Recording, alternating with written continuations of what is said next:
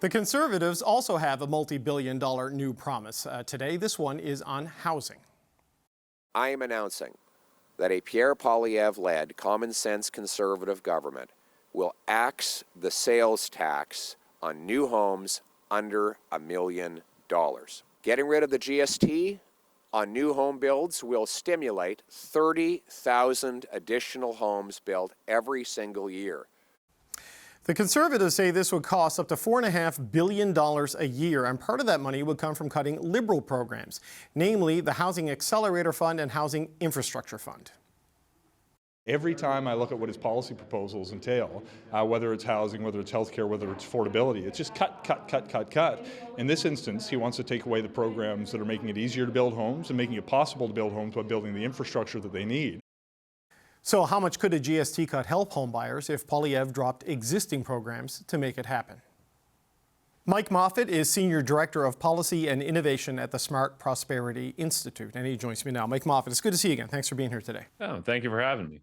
So let's put aside the cost of other programs for a moment. How would cutting the GST like this lead to more homes getting built in Canada? Well, at any given point in time, there's always a bunch of projects that are just kind of marginally economically viable, that there's just not enough demand out there to make them go. So by cutting, basically giving 5% off on all of these projects, some of these housing projects go from no-go to go. And we see that in other housing proposals as well. So when the federal government cut the GST on purpose-built rentals, that was the logic there as well, that it makes some of those projects economically viable. It's the same thing here. Now, the Poilievre government or Poilievre Tories estimate that this will put 30,000 new homes onto the market every year. I haven't had a chance to model this out. This came as a bit of a surprise, but that seems to be a reasonable estimate given estimates that we've seen for other housing proposals that the federal government's put out in recent years. Right. So by targeting this to new builds and not the existing real estate stock, to benefit from this, you got to build something new. It's got to sell for less than $1 million. And this, like we talked about, I think before with the purpose-built rentals, this just flips enough pending projects into the profitability zone and creates the incentive. It would unleash the 30,000. They seem to think it will. Yeah, absolutely. Because for any builder and developer to get financing, they have to be able to show the bank that a project is financially viable, that there's enough profit margin there to make up for the risk. So by increasing, basically giving a 5% discount by reducing taxes, it's going to be easier to get these projects financed, get shovels in the ground. So absolutely, by any time you lower costs, you're going to be able to sell more product. Okay, but that might get more supply, but what will it do for affordability? Because if I'm a developer and I know that there's a 5% tax space that disappears, well, I might see 5% of profit that's available for me. So will this necessarily reduce the price? I know these are only for homes under $1 million, or does it just increase the supply? I mean, obviously we need more supply as a country, but how do you see it interacting there? Well, it does both. That as we increase supply, there's more supply on the market, and it just makes the market more competitive, which acts as a downward pressure on prices. But you're right that the new home buyers aren't going to capture 100% of the value of this. It probably is going to be split somewhat between home buyers and builders. But at the end of the day, we're going to get more homes built, and by having more homes built, it makes the market more competitive and keeps prices lower than they otherwise would be. Okay, so to pay for this, because they've estimated, the Conservatives had, that this could cost between $3.5 and $4.5 billion a year. They're going to cut some programs that they say will offset this. They're going to get rid of the Liberals' Housing Accelerator and also the Infrastructure Fund that they both offer money if you cut red tape and if you freeze development fees to offset, to help increase supply. What are the consequences of getting rid of those programs to pay for this tax cut? Yeah, this is the unfortunate part of the proposal. We need to be having an and conversation of, having all of these tools. We shouldn't be taking away tools during a crisis. I do agree with the Poilievre team that some of these projects or some of these policies are not working as well as intended. For instance, the infrastructure plan actually requires municipalities to freeze development charges, which is a fantastic idea. But we've seen here in the city of Ottawa, the city increased development charges twice in the last 6 months. So these aren't really working as well as they could as incentives if cities are just kind of ignoring the requirements put on them. But I don't think that's a reason to throw these policies out. It feels like we're throwing the baby out with the bathwater. I would like to see governments revise these policies because at the core, they're really good ideas. Yes, they're not working quite as well as it intended, but there's fairly easy fixes to that. Right. So the Housing Accelerator has convinced dozens and dozens and dozens of municipalities to rewrite their zoning rules. So it's helped cut through some of the red tape that everybody says needs to go away. The infrastructure fund, you're right, here in Ottawa, they have not shied away from raising their development costs. But there's nothing on the other side of it from the Conservative plan that does either of these things, right? At least in relation to this. There's no substitute necessarily for those programs that is there. I know they have talked about linking existing infrastructure funding approvals to increasing housing supply, but how does a tax cut help you cut red tape and keep development costs down?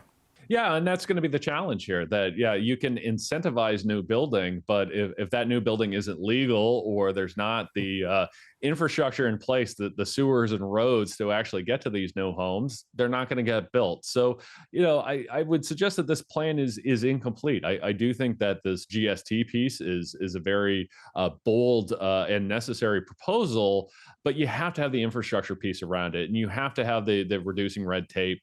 I do know that Poilievre had that private members bill to try and incentivize municipalities, but there was no new money in there, and the restrictions only apply to a handful of cities across the country. So I think they're going to have to do more, when the election comes to convince Canadians that they have a large plan.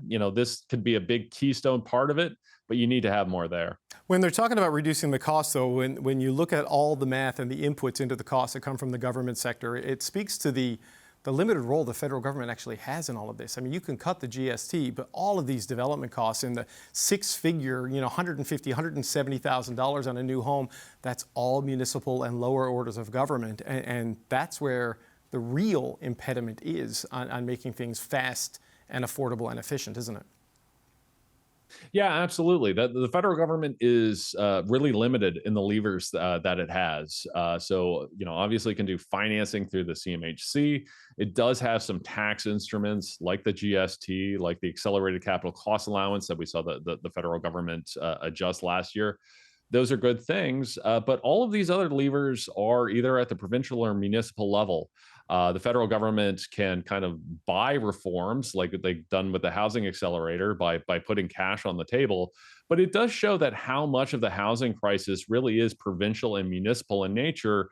The federal government does have some things it can tweak, but we really need to see action at those two orders of government. Just one last question, just on the math of this. The $3.5 to $4.5 billion is the range the Conservatives put on the cost of this. I guess it depends on how many houses get built and what price point they're sold at, so there's a sliding scale on that. They are also saying that they'll get about $2 billion in revenue if they hit the 30,000 house target, arguing that basically increased income tax from house builders and from the companies that employ them, corporate and personal income tax, delivers about $70,000 per unit built. Does that math align with your understanding of what they might get back from something like this? Yeah, I think that's reasonable. We need some more details here about how they're going to deal with the HST that builders have to pay on their supplies. Are builders going to get that rebated back? So there's some details here that we still need to get a full costing. But I think they're right to point out, like, look, this is going to incentivize the building of more homes, and when you incentivize the building of more homes, that gets taxes to flow back to the federal government in any number of ways, from income tax, EI to CPP, to you name it. So I think it's absolutely fair for them to suggest that they're going to recoup a portion of this back through those other mechanisms. Mike Moffatt, Senior Director of Policy and Innovation with the Smart Prosperity Institute. Always appreciate the time, sir. Thanks for joining us today. No, thank you for having me. Okay, I want to switch on to our second topic because Conservative Leader Pierre Poilievre announced his plan today to build more homes and make homes more affordable. I am announcing that a Pierre Poilievre-led common-sense Conservative government will axe the sales tax on new homes under $1 million. But we will also cut bureaucracy. We're going to cut the programs that Liberals themselves admit haven't built any homes. To pay for his plan, Poilievre would scrap two Liberal programs, the Housing Accelerator Fund and the Canada Housing Infrastructure Fund. Here's how the Liberal government and the opposition NDP responded. He wants to fund the program he's talking about by cutting the programs that are actually going to deliver housing for middle class and low income families. Every time I look at what his policy proposals entail, whether it's housing, whether it's healthcare, whether it's affordability, it's just cut, cut, cut, cut, cut. What Pierre Poilievre is doing, let's be very clear, he has no interest in building homes that are affordable. What he wants to do is what Conservatives always do. That is, find a way to help out their rich buddies, their rich corporate buddies to get even richer.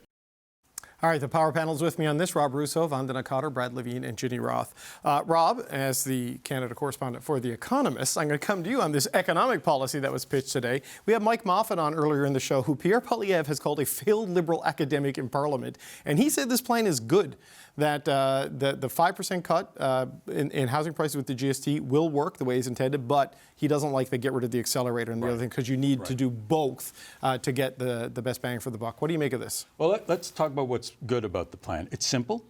It's clear. People will understand it very, very easily, which the Conservatives have used before to their advantage on a GST cut, for instance, when Stephen Harper came in. So it's simple. It establishes the Conservatives again as a kind of a tax-cutting party.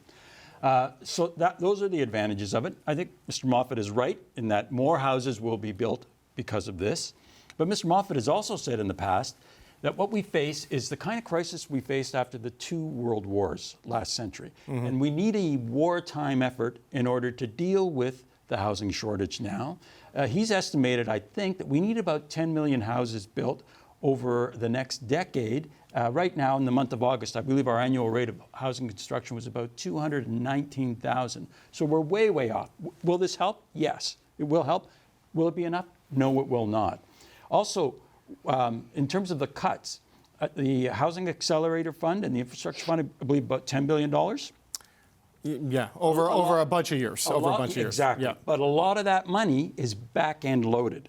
So for the first 3 or 4 years of a Poilievre government, he is going to have to cut more than what he said he would cut this morning, because a lot of that money is back-end loaded. So I think it will open him up to the question of, okay, this is not going to be enough. What else are you going to cut? So positives, clear, easy to understand, more houses getting built. But you're going to need to do a little bit more if you're going to deal with the housing crisis. So Ginny, on this, like when Mr. Poilievre was spelling this out today, I mean, it's very clear the benefit of a 5% cut in the price, presuming it isn't passed on, because you know some developers are going to squeeze into that space to up their profit a little bit. But when he talks about the total share of taxes that are on a home, so much of that is just development fees at the municipal level. That's where the real burden is, not the GST, though the thousands of dollars is thousands of dollars. Mike Moffatt says you need the pressure to cut the red tape and to keep the development fees frozen that the other two programs he wants to cut provide. What do you make of that critique? Well, you need that pressure, but those programs don't do that. I think Mike actually said this, or if he didn't, I will say it. The Accelerator Fund has been rolled out. For instance, money has gone to the City of Toronto. And since money has gone to the City of Toronto, they've increased the development charge. Okay, so just on that, the Accelerator Fund is to get you to change your zoning regulations. 174 cities have rewritten the zoning regulations. Right. It's the Housing Infrastructure Fund that gets you to freeze the development fees, because it gives you the money to offset what you would raise the development fee for. So the accelerator is not intended to freeze the fees. It's to change the zoning laws to legalize housing, as Sean Fraser says. So, but the fact remains, housing starts are not going up, and these programs have been rolled out. And the challenge is the rolling out of these programs involves creating these massive bureaucracies, and they're not impacting the municipalities. The municipalities are dug in for the most part. They're not changing the zoning as quickly as you'd want to see it changed. Development charges continue to go up. And so home building stays stagnant. Now, Poilievre, in addition to today's announcement, also has a plan. He tabled it as a bill in Parliament which the other parties voted against, as I understand it, to do a version of an incentive, but an incentive that actually works. So it's not just tied to specific changes, but to starts themselves. So Right. there's a calculation, and if starts go up, then the municipality gets funding, and if starts go down, then they lose funding. And so there's a multi-pronged approach to housing. This tax cut is one of them, and incentives to get municipalities to fix their zoning challenges is one as well. Right. Well, it's more of a punishment in that you lose your you lose your existing infrastructure money if you don't hit certain housing starts, and over and above certain things. So it's carrot versus stick and a combination of things. But it's, what do you make of it, Vandana? And that the GST component, a guy like Moffatt says it should work, and he's pretty honest in this area, it seems. But getting rid of the other ones because they haven't borne fruit yet. Yeah, I think it's good after 2 years of asking for a plan instead of a slogan. It's nice to see something. And I will say it is interesting. I'll admit that. I will say it's very niche. It doesn't solve the broader issue of housing. So as someone who's actively looking for housing in Toronto, in the GTA, this is great. So it's new builds under $1 million, I understand. Yep. So you're looking at places like Guelph, Innisfil, you're looking at Caledon, you're looking at Durham.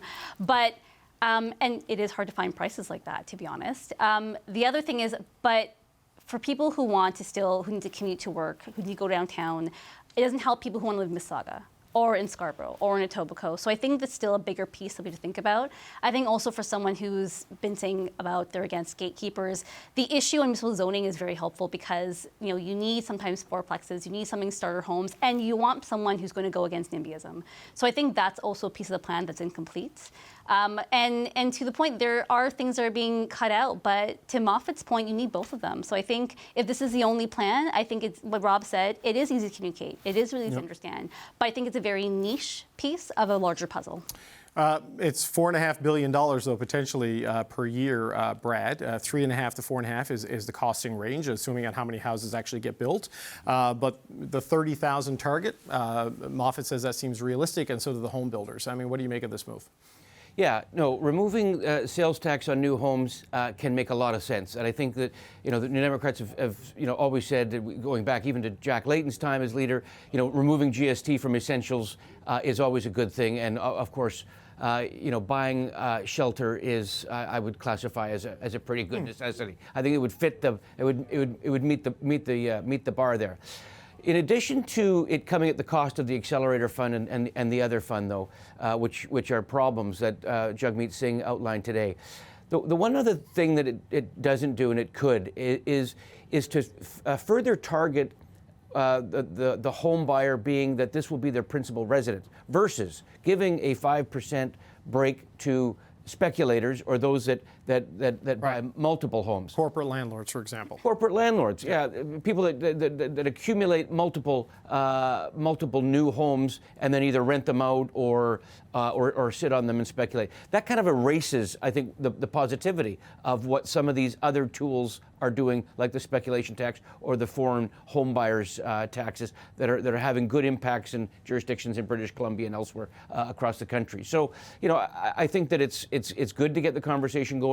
Listen, housing is a complex issue. I think we're all in agreement that not one single policy is going to fix all that is there. The effort needs to be more than just removing sales tax. But I think that this is it's certainly an interesting thing. Ginny was saying that housing starts are down. There's one jurisdiction though that is leading the country in housing starts, and that is British Columbia. They have done great work, and I think that the part of that success is because they do a multi-pronged approach when it comes to housing, a mix of private as well as government initiatives to get the job done. So there are some good things happening in housing. I would point to British Columbia as being one of them under David Eby and the NDP. So apparently they won. Well, they're at least a minority. We're still waiting on Surrey Guildford, and we'll see where that is. It's only 18 votes, man. Like anything can happen in that election. But Ginny, on that point, that I didn't see this in the Conservative policy documents that I read, but it doesn't restrict the 5% tax cut to individuals buying homes. I don't know if there's a prohibition in that to stop the sort of the corporatization of housing that has become a real problem in a lot of parts of Canada. Is that something you think needs to be in this policy? Is it something that's in this policy or a non-issue as you see it? I think the Conservatives see a really important role for the corporate sector to build housing. We're not going to get out of this housing crisis because the government builds housing. No. We know municipalities try that. We know, and yeah, that's going to mean that if you leave a role for the private sector, they're going to be investors who invest and become landlords, and then some Canadians will rent. And generally speaking, if the landlord is able to afford to own that home for less, the renter will be charged less. And so that trickles down into the economy in a way that creates more options for different people at different points in their lives. And to overly restrict what I think needs to be a simple program, to Rob's earlier point, would kind of be part and parcel of what got us into this mess in the first place. Like, too much tinkering. Government needs to get out of the way, lower taxes, reduce red tape and regulations, and let the market build, because we know there's demand. We need to let the market meet the demand with supply. Rob, is that kind of simplicity and not restricting who can own it? Is that a feature or is that a bug? How do you view that? Well, we'll see. I mean, it's a proposal. It's not legislation. We'll see if he brings in some sort of guardrails there. But I think we're all in agreement, which is rare, in that this is not a bad piece of not legislation, not a bad proposal. It's a good proposal. It's a new proposal, which is rare. So we should. Well, it's detailed, right? Interesting. Yeah. Number one, but. To reinforce the notion that it's not simple, housing is a shared responsibility in Canada. And we saw, for instance, with the Housing Accelerator Fund, I believe, provinces said it was just too expensive. 3 provinces. They decided not to get involved. Saskatchewan, Nova Scotia, Quebec said no. That cost maybe a quarter of what Mr. Poilievre's program is going to cost. We need the provinces and the cities to get involved in this, and we'll see if this kind of cost, wouldn't it be great if they decided where there's harmonized sales tax to add a cut there as well? That, I think, would be something that would help. The other part that he didn't mention today is that part of his housing policy is tied to immigration. He's going to tie immigration numbers to housing starts. So he's going to deal with the demand side at that level as well. That's a significant policy change. I mean, we know that the government is cutting immigration numbers, but he's going to cut them in half from what they are now. Right. That's something that we need to keep in mind. Yeah, I think Quebec and others have signed under the housing accelerator. Just Quebec made it go through the province instead of the municipalities because jurisdiction. I think where there was non-compliance was on the cutting of the HST on purpose-built rentals. That's right. I think that's where it would have been. Thank you for the Yeah, so I think that's kind of where that went. Vandana, just quick last 20 seconds to you. I think housing is complicated. I think it's, again, a very niche issue, but I think what a good government will do, and I think government has tried to do this, is bring together municipalities and provinces, because this is not just about housing. You have to build it. You have to get transit people to get to where they have to go. You need people to have better wages to afford these houses, because if the sector is always based in Toronto or Vancouver or Calgary or Montreal, that's where people want to live nearby. I also think premiers and mayors have gotten off the hook on this because there's been a market 100%. collapse in media and nobody covers City Hall, nobody covers zoning meetings, and there's almost nobody in legislatures. But that's is just the same thing. They've been screaming for more people for years until they stopped. Yeah, and look what they did with the post-secondary sector in Ontario, for example. All right, that's another topic for another day. We're out of time. The control room's in my ear. I went over time, and I apologize to everyone. Ginny Roth, Brad Levine, Rob Russo, Vandana Cotter. Thanks so much.